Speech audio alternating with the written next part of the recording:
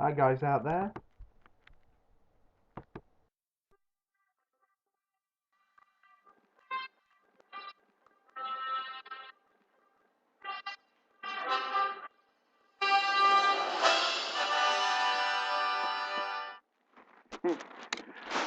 Just as something to get us in the mood for this Superman the movie review, which I've been putting off for a while. And originally I wasn't going to do this, but then I thought, you know what? Man of Steel's coming out next month.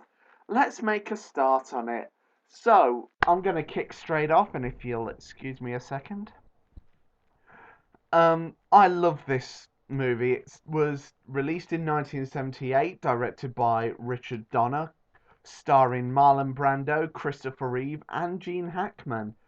And what makes this movie so brilliant is the fact that it was the first comic book movie.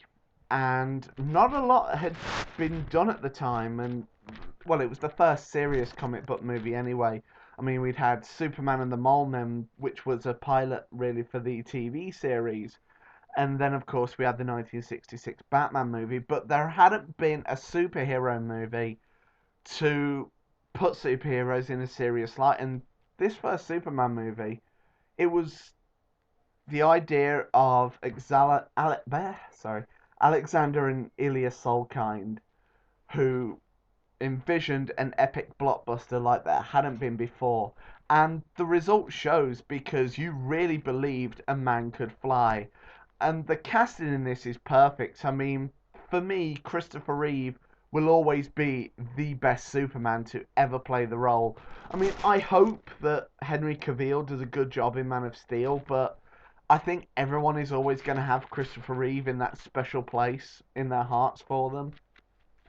And the plot is basically Superman's origin story, where, he's sent to Earth from the planet Krypton, which is about to explode, by his father, Jor-El, who is played by Marlon Brando.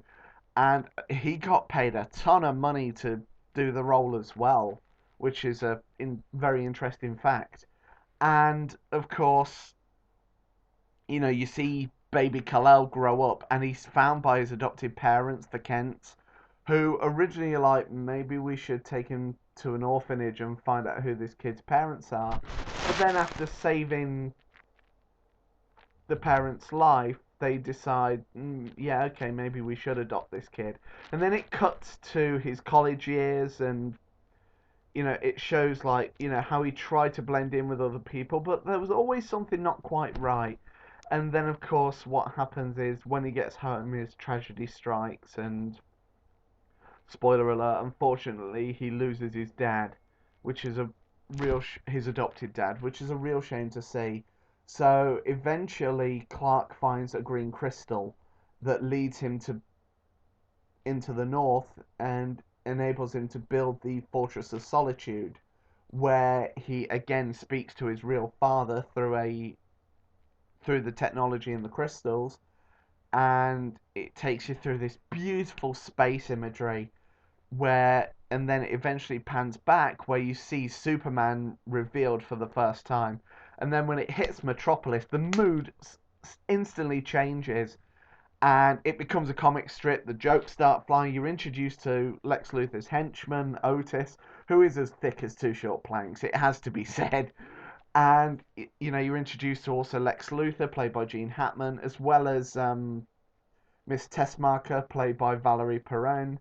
And then you end up meeting Clark Kent through the other reporters in the Daily Planet. Like, you first see Lois Lane, then you're introduced to Jimmy, and then the camera pans on to Perry White, and then it just comes straight on to Clark.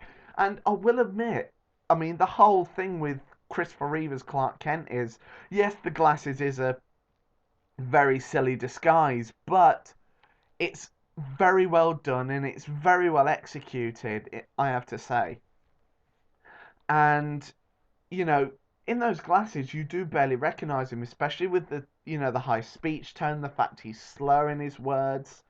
And, you would never suspect that guy was Superman. And then, of course, it goes on from there where, we do meet Superman for the first time when Lois Lane is hanging out of an excuse me, hanging out of a helicopter, and it's a fantastic scene where you do see Superman fly for technically the second time, but the first time in action. And it's just such an epic movie. I don't want to talk too much about it because it's really a fantastic movie, and it's one of those you have to see to believe.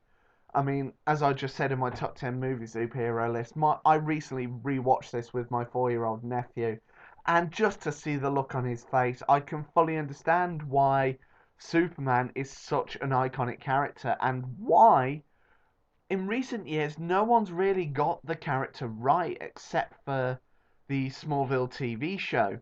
So it'll be interesting to see what direction Man of Steel goes in. So, as a final result, there's nothing else to give this movie but a 10 out of 10. Thoroughly enjoyed it, and look out for my next review, which will be Superman 2. And I'll be doing both the Richard Donner cut and the theatrical Richard Lester cut, and talking about a bit of the history behind them.